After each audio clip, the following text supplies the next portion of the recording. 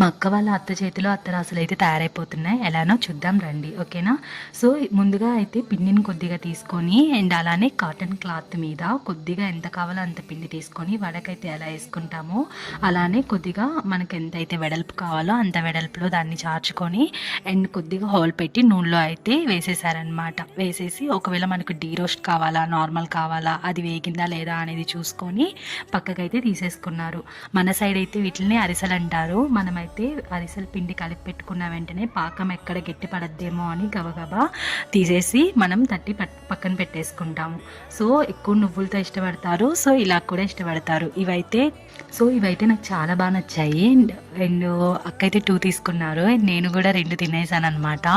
So ఇంకోసారి నేను ఇంట్లో చేసినప్పుడు నేను ఎంత పిండి తీసుకుంటాము ఎంత తీసుకుంటామో అయితే నేనైతే చూపిస్తాను, ఓకేనా. సో ఇప్పుడు వాళ్ళు చేసేటప్పుడు నేనైతే చూశాను, నేనైతే టేస్ట్ చేశానండి. చాలా అంటే చాలా బాగా చేశారు అత్తరాసులు. అండ్ కొబ్బరి తురుము కూడా వేసుకున్నారంట. ఇదండి నా vlog. Thank you for watching.